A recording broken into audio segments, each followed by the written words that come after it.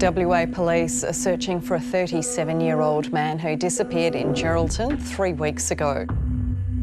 Brenton Shar was last seen on May the 1st. Last I seen him, I was sitting on the veranda and watching him walk down the road.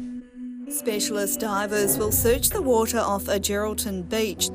I don't know where he was, knew something was wrong. I never know Brenton to go to the beach by himself, not at night time. As his father, I felt like it should have been my thing to find him. I've heard so many stories in this town, bad stories. I don't have a clue of what happened. Where are you?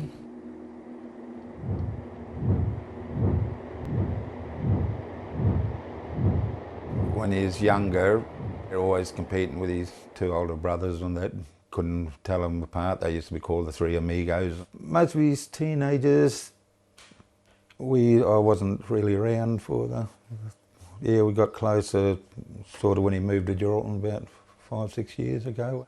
Well, he's very loving, and most of all, he really loved his children and that.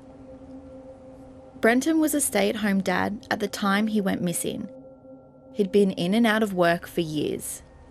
It was fun, very loud, boisterous, joking all the time, making you laugh. Yeah, and he got on with everybody. His hobbies were watching the football, especially the Hawks. And this is his shirt still, so I wear it every time I'm home. So. Brenton went missing from the coastal town of Geraldton in Western Australia. About a 4-hour drive from Perth, it's a mining town and a popular stop-off for tourists on their way up the west coast. Growing up here, I pretty much know everybody, right? But the people here say they know something, but they won't tell. Casey and Brenton had been together for about 5 years. We would text every single day. It didn't matter if he was just going to the shops, and if I was home, he would still text. On the night of May 1st, he'd gone to stay at his dad's house. Brenton was at his dad's because whenever we have a disagreement, he goes to his dad's and, cools off and then comes back home. But he never came home. And I did shopping and he came inside and picked up the groceries that I bought him. And, then he ended up leaving with Jimmy and went back to Jimmy's house. And that's the last I saw him. Around about 9 o'clock that evening, a couple of Brenton's nephews came up here and they was telling me that he's going down to the local servo to get themselves some cigarettes and he's coming home and going to bed. And last I seen him, I was sitting on the veranda and watching him walk down the road. I woke up to go to the toilet. It was after 12. My phone was ringing and when I put it to my ear to say hello, there was nothing. The phone on the other side just went dead. And Brenton tried to call me. Jimmy says it was near this now burnt-out service station that Brenton separated from his nephews. So the following morning, Brenton's two nephews turned up here and asked him if he was awake and that, and I said no, he wasn't here, and last I seen him he left with you two last night. Then I started thinking something's wrong. I was very worried because he wasn't answering his phone or texting back as he usually does. I'm panicking because straight away I just know something was wrong, and I just started to go driving, looking for him, driving around all the suburbs around here, asking people if they've seen Brenton, but no one's seen Brenton. Jimmy desperately started searching around town for signs of his son. As his father, I felt like it should have been my thing to find him. On one of these drives, he found what looked like Brenton's camping gear in the bush. Jimmy says he worried his son's mental health was going downhill. I just thought of, where is my son, where I'm going to find him, and sort of was looking under every tree, every vacant building type things, and yeah, I was really upset and that.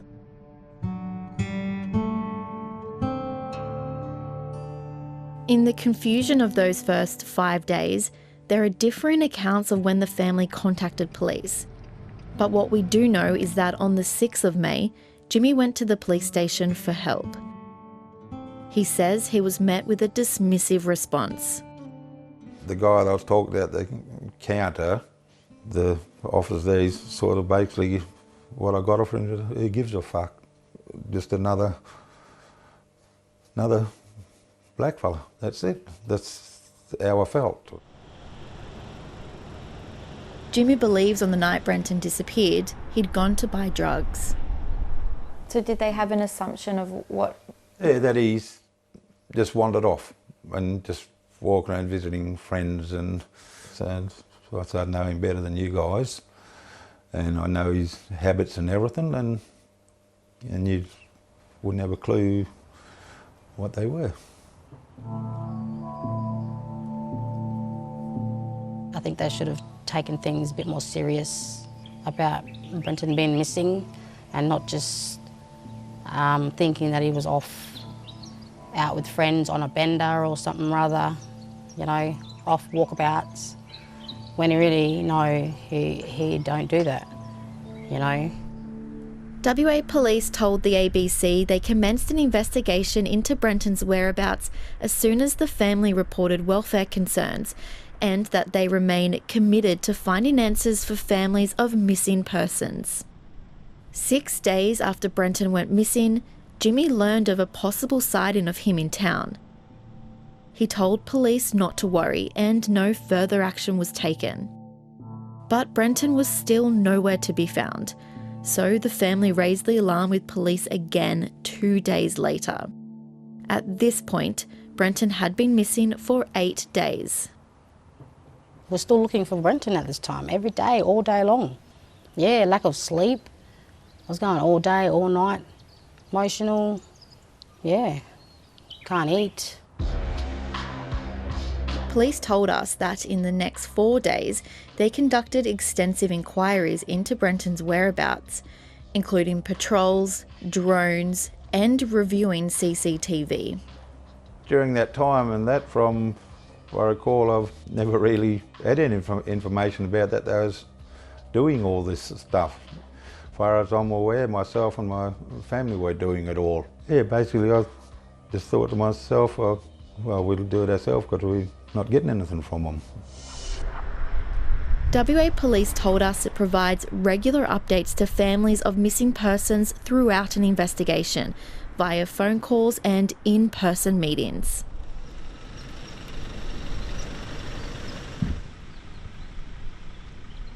For Jimmy, the pain of not knowing what happened to Brenton is ever present. And in the absence of information, cruel rumours have tormented the family. The information that affects me the most, and that I've been told, is a video that's apparently been passed around of them torturing Brenton.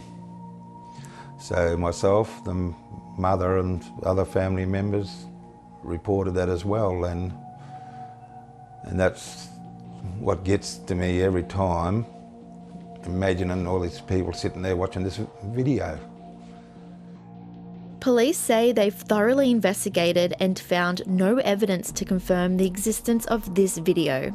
I know that there is a sort of a wedge between police and the community, right? So there's people out here that are talking all this stuff. They don't have trust in the police to go and report it. So, and that's the biggest issue here, I reckon we have.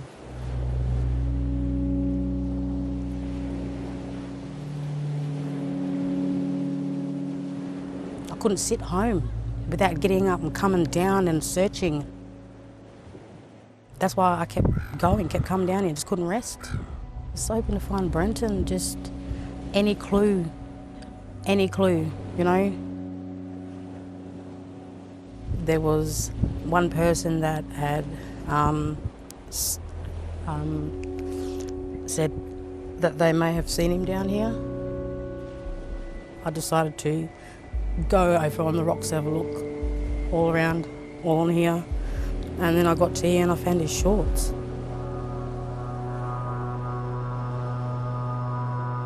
I was just looking, just started looking out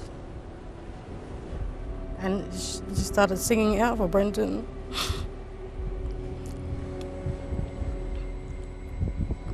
And it just felt like, it's like my soul left my body, you know?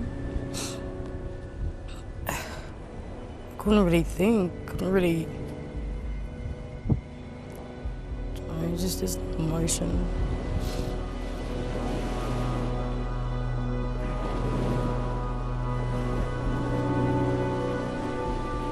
Casey called police straight away.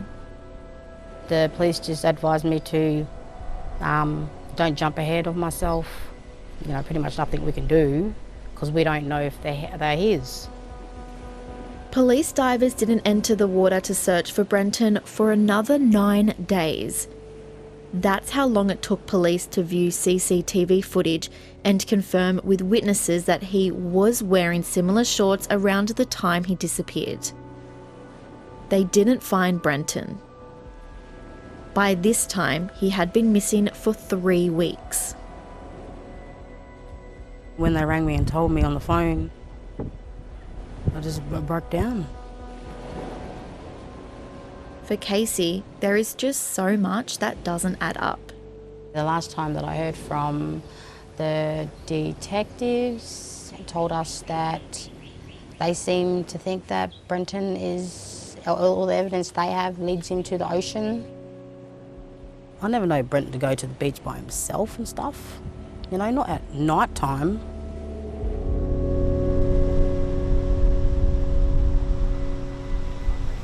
It's a heartbreaking reality for so many families like Brenton's right across the country, to have a loved one go missing and to never come home. If you're an Indigenous man, you are far more likely to go missing than a non-Indigenous man, and we don't know nearly enough about why. What happened to our son? After a cluster of Indigenous men disappeared from the Pilbara region in 2022, their families began organising protests. We need proper actions, and we actually need proper resources, and and give families closures. How about this money start walking? Brenton's family heard about this and felt an immediate connection. They're good people and that, so they decided they were going to add us onto it as well. Yeah, and all their stories basically sort of matching up type thing. Why do you think it's important that families like yours continue to protest? So we get information out there that there is people that can help you and make it more aware out in the community and for other people to notice. Those families, they're out protesting to raise the awareness of this issue. They are out there making sure that people understand that they are still looking with their own resources and with their own resolve. They are not giving up. And that is a wonderful and remarkable testament to their strength. Green Senator Dorinda Cox was once a police officer in Western Australia. How do we start to prevent this from happening? But also, how do we build a system that is capable of understanding from day one when someone walks into a police station or picks up the phone as a family member and reports a missing person, particularly an Indigenous man, that we take that seriously. There are at least 150 Indigenous men missing long-term in Australia, just like Brenton. The true number is likely much higher, because this figure only accounts for part of the country. In New South Wales and the ACT, police told us they can't always record the Indigenous status of a missing person. this could be vital data that's missing. And without national data, it's impossible to know the full scale of the problem or how to address it. We don't actually know why they're going missing. Missing data is a key part of understanding what the drivers are. Well, I think what good and effective data will show us is, one, the numbers. Is there a particular demographic of men that are at risk or vulnerable of more circumstances that lead to missing persons cases, or in cases being disappeared?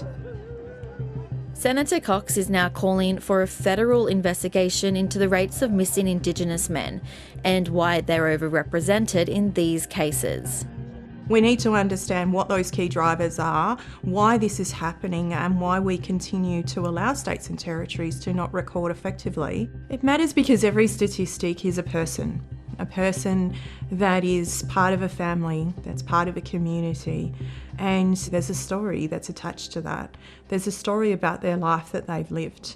And their life that every one of their family members, their community members would have wanted for them.